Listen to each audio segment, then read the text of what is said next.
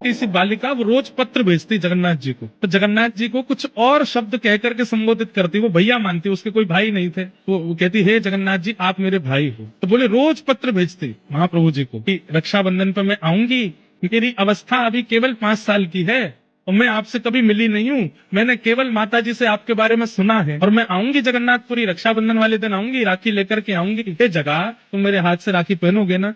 ऐसे बोले महाराज जी, वो रोज पत्र भेजती थी और हर पत्र में दिन लिखती थी, अब रक्षाबंधन में इतने दिन और रह गए, इतने दिन और रह गए, इतने दिन और रह गए। बोले मैंने वो पत्र पढ़े और पत्र पढ़ करके उनको पत्र वापस भेजा उसके निवास पे, मैं मंदिर का ही एक अधिकारी पत्र लिख रहा हूँ, मैंने तुम्हारे सारे पत्र पढ़े और सब जगन्नाथ जी को अर्पित किए, रक्षाबंधन वाले दिन तुम आ जाना और मेरा दफ्तर यहाँ है, मेरे दफ्तर पे आके अपना नाम बता देना, फिर मैं तुम्हारा हाथ पकड़ के लेके जाऊंगा और महाप्रभु जगन्नाथ जी को राखी पहनवाऊंगा।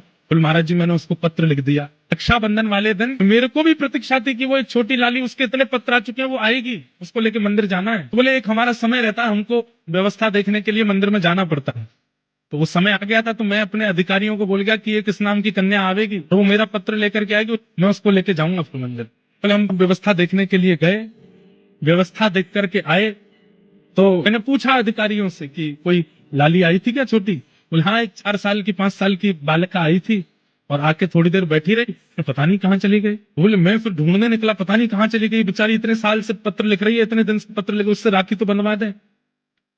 तो मैं जैसे ही दफ्तर से बाहर निकला वो आ रही थी, तो मैंने उससे कहा तुम वही लाली हो जो पत्र लिखती थी? उसका नाम पूछा तो बोले हाँ मैं वही। तुम क्यों नहीं रुकी, चलो मैं तुम्हें मंदिर ले चलूं, राखी पहनवा दूं। बोले मैं तो राखी पहना है जगन्नाथ जी को, तुम कैसे पहना के आ गए? बोले आप यहाँ थे नहीं, मैं आई तो मुझे किसी ने कहा कि आप तो अभी गए, थोड़ी देर बैठो। और पता नहीं कहाँ से एक भैया आए बाहर से और मेरा हाथ पकड़ लो, गोरे चिट्टे भैया, बिल्कुल इतने गोरे। तो वो एडमिनिस्ट्रेशन वाले बोले मुझे लगा कि भाई हमारे उड़ीसा में सांवले होते हैं थोड़े, गोरा कौन आया?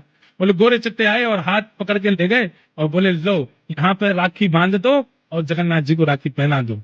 और बोले अंदर पहनवा करके आए। महाराज जी आश्चर्य की बात ये थी कि मेरे मंदिर से निकलते और मेरे लौटने तक इतनी देर कपाट बंद थे, महाप्रभु जी के, जगन्नाथ जी के दर्शन हो ही नहीं रहे थे, फिर वो राखी कैसे पहना के आई भीतर? मैंने उससे पूछा तुमने राखी पहनाई, जगन्नाथ जी को देखा? बोले हाँ।